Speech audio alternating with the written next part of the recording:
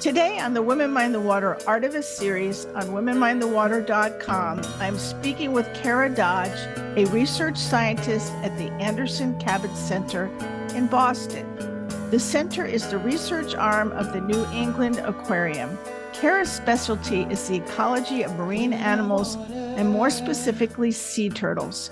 Today, Women Mind the Water talks to Kara about the artistry of her scientific research and her use of cutting-edge technology like satellite tagging and drones to enrich our knowledge about sea turtles and the impacts of humans on them. The Women Mind the Water Artivist series podcast on womenmindthewater.com engages artists in conversation about their work and explores their connection with the ocean. Through their stories, Women Mind the Water hopes to inspire and encourage action to protect the ocean and her creatures. I'm speaking with Kara Dodge. She is a research scientist interested in the biology and ecology of marine animals. Sea turtles can be particularly challenging to study as they migrate over extensive distances.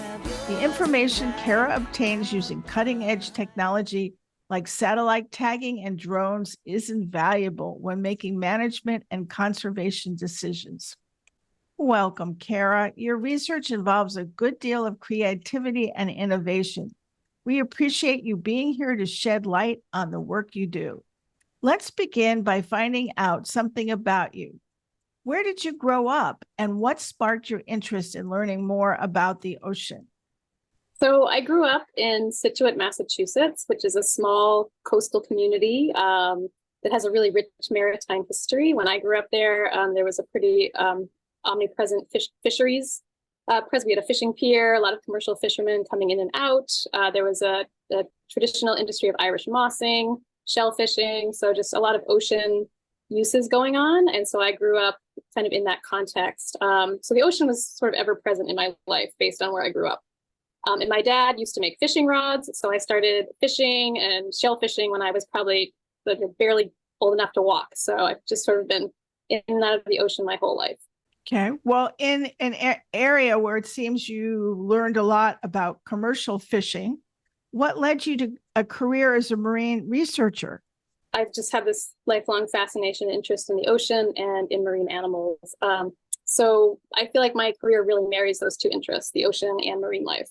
In the year after I graduated, I spent pretty much an entire year just sort of dipping my toes into different realms of marine research. So I did some work on sea turtles in Barbados. I did some work on sandbar sharks in Delaware Bay. I did some work on reef fish in St. Lucia, where we were doing some homing experiments with tracking devices.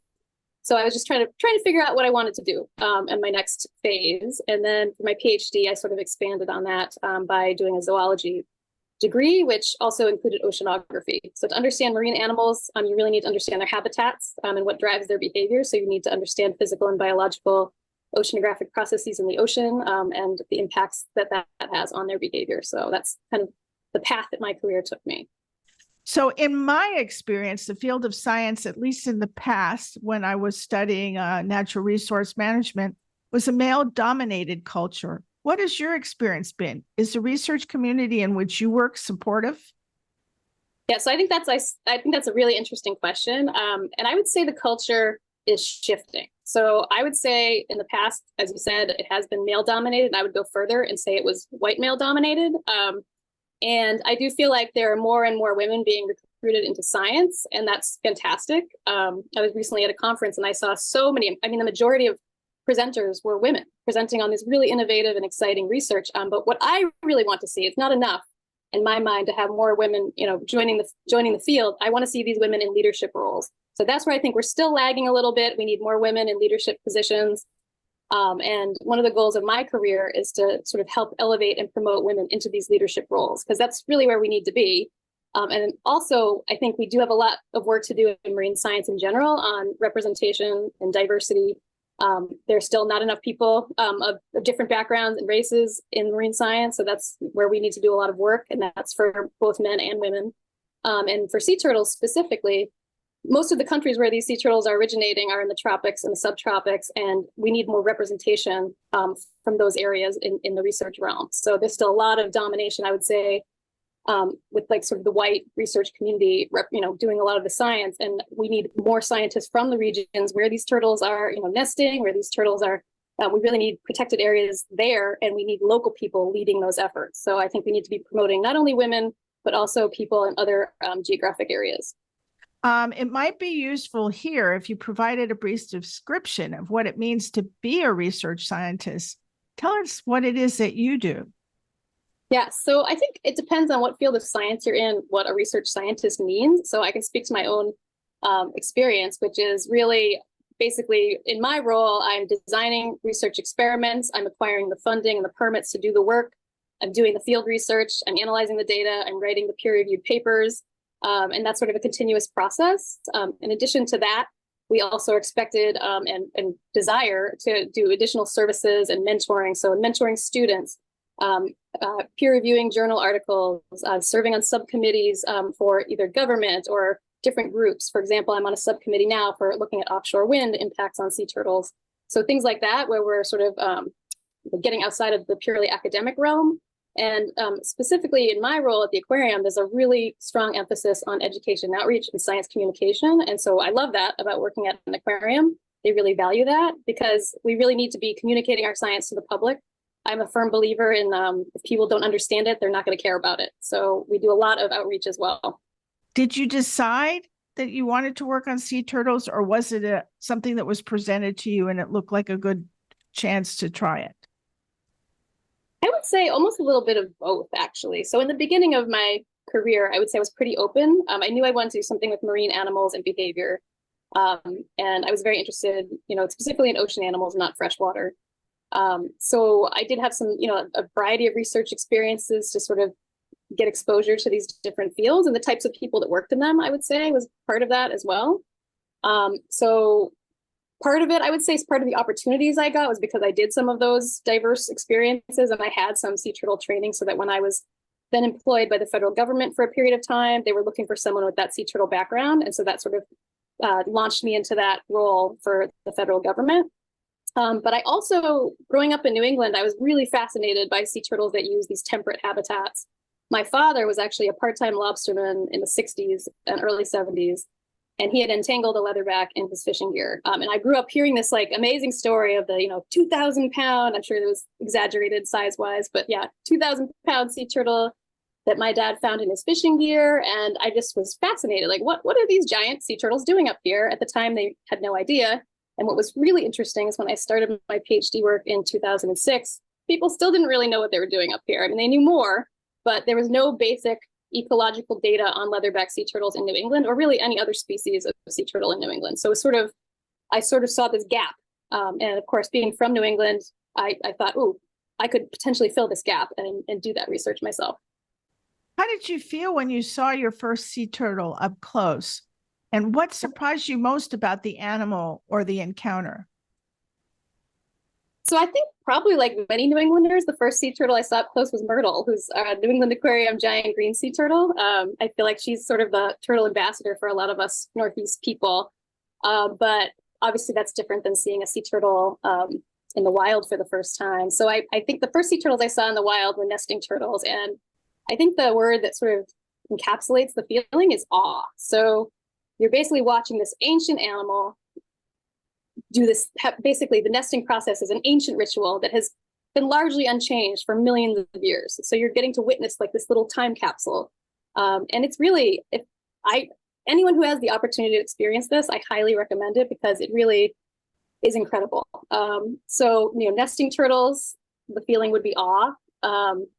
And for turtles at sea, specifically leatherbacks, which has been my primary at sea work focus species, I feel like every time we see one, because they're so hard to find, they're like a needle in a haystack, I feel like it feels like you're basically finding a hidden treasure every single time. It's just like, oh, we found one, it's just, it never gets old, no matter how many of them I've seen. Tell us what they look like.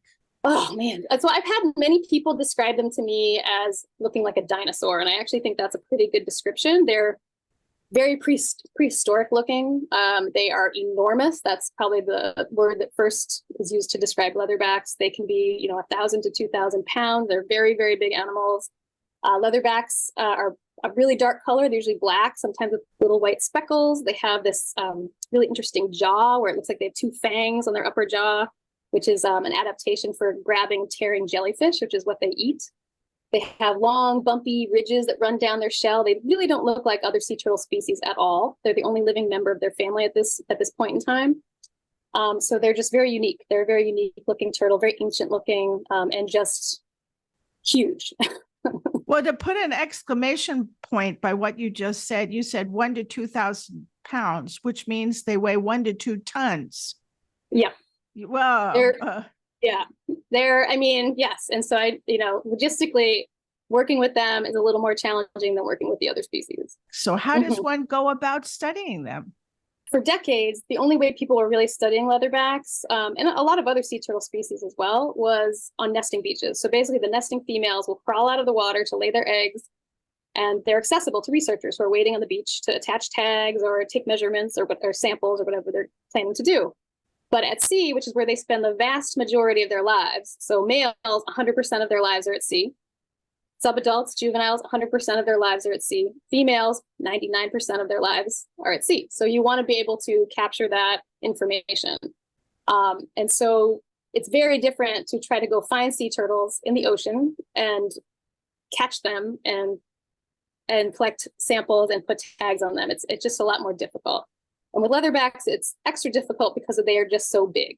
So what we did for my PhD project is we actually worked with a spotter pilot. So we'd go out on a boat and then we'd have a spotter pilot flying, and he would be looking for the leatherbacks for us and communicating with us on the radio. And when he would find one, we would try to get into position and catch it, which was the next hurdle, was catching these gigantic turtles and then getting them onto the boat.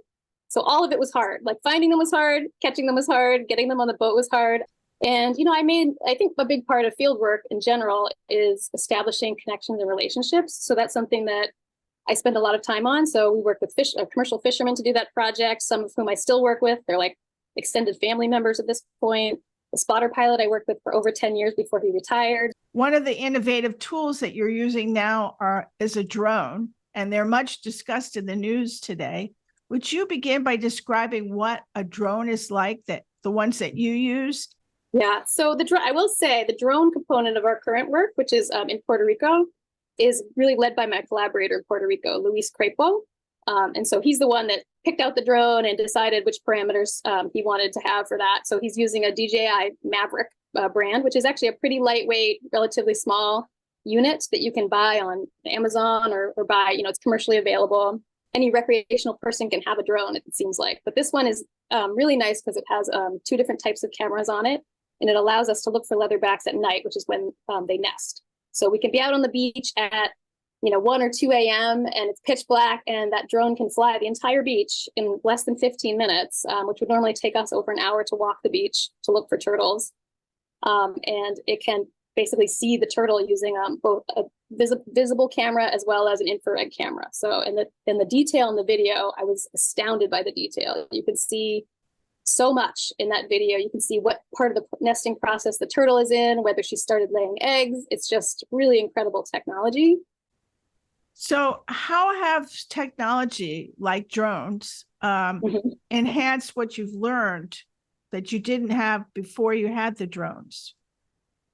Well, in Puerto Rico, it's enhanced the project in several ways. One way is that in order to cover the beach and get to the turtles quickly to attach tags, we used to have to use an ATV, which is a great tool, an all-terrain vehicle, but it can be disturbing to the turtles, especially during hatching season when the baby turtles are emerging. Like you just have to be really careful with those on the beach. And it means we don't have to rely on that as much anymore because the drone can cover the beach so quickly and find the turtles for us. And then obviously the human element of that is then we have to race to the spot where the turtle is found.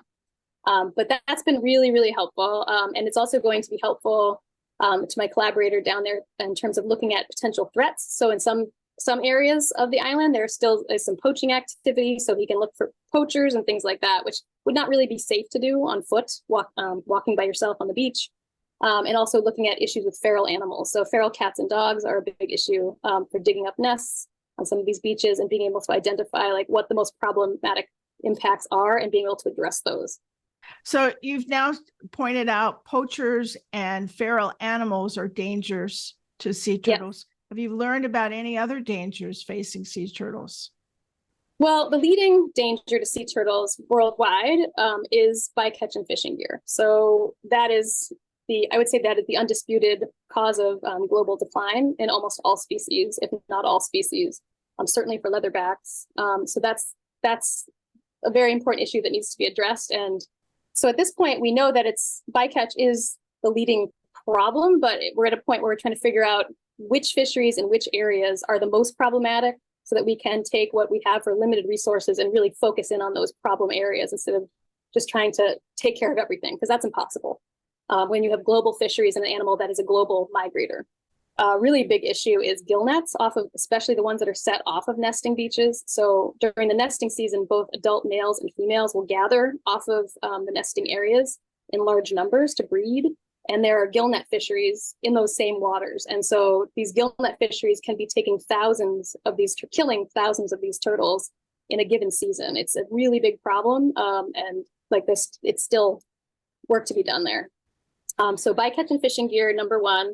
Loss of habitat is a very big problem as well. And that can either be through development of nesting beaches is a big problem. Sand mining in some areas is a big problem as well. And of course, sea level rise and increased storm intensity from climate change is actually eliminating some nesting beaches already. Living here in Maine, between the lobster fishery and the crab fishery, we have a lot of problems with North Atlantic right whale getting entangled, or there's an argument whether they're being entangled or not, but it seems like North Atlantic right whale are getting tangled in somebody's ropes. So can your work apply to another species like the endangered right whale? Yeah, so the entanglement problem is basically the same. It's the same piece of gear. That's the problem for right whales, for leatherback sea turtles, for basking sharks. It's the buoy line of the trap fisheries. So I feel like it's almost the reverse, where it's not so much that we can help the right whale community. It's more the right whale community is sort of helping us in terms of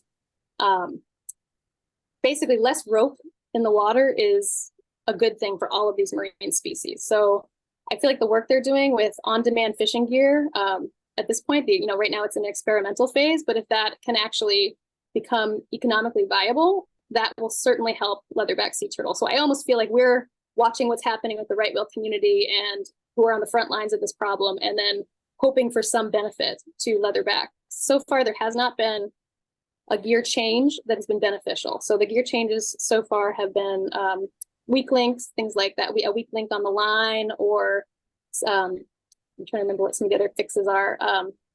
They don't work. Leatherbacks are not heavy enough to break those lines. Weak rope, that's the other one, weak rope. They're just not heavy enough to break these lines. And so, there may have been an advantage to the sinking ground lines for them. We're not sure because we don't have a lot of observations of leatherbacks entangled in ground line. But yeah, certainly taking that buoy line out of the water column will benefit not only leatherbacks, but other species. Yeah, hopefully we'll find a solution before the right whale and the leatherback go extinct. Finally, Kara, given what you've learned about sea turtles and human interactions, what advice do you have for listeners if they'd like to make a positive difference? It can feel overwhelming when people talk about things like, well, make climate change stop, things that you feel like you have don't have a lot of control over. But I do think there are things we can do in our daily lives that can be, as a collective, can be really impactful. So just making good choices, I feel like, considering the animals that we share our environment with. So keeping sea turtle nesting beaches clean and safe and undeveloped is really important. And also making sure our garbage is not entering the ocean, using less materials that can only be used once, single-use items, creating less garbage that may eventually end up in the ocean is something that we can all be doing. Looking towards, if there's an option for your energy sources, looking towards maybe a cleaner energy. These are just like little changes that we can make in our everyday lives, but as a collective, it actually makes a big difference. Well, thank you so much for being on the Women Mind the Water Art of a Series podcast.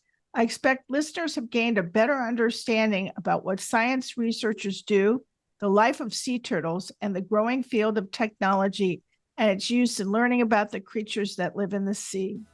I'd like to remind listeners that I have been speaking with Kara Dodge, a research scientist with the Boston-based Anderson Cabot Center, whose work with sea turtles includes the use of innovative technology.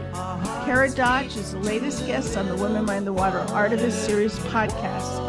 The series can be viewed on womenmindthewater.com, Museum on Main Street, and YouTube. An audio-only version of this podcast is available on womenmindthewater.com, on iTunes, and Spotify. Women Mind the Water is grateful to Jane Rice for the use of her song, Women of Water. All rights for the Women Mind the Water name and logo belong to Pam Ferris-Olson. This is Pam Ferris-Olson.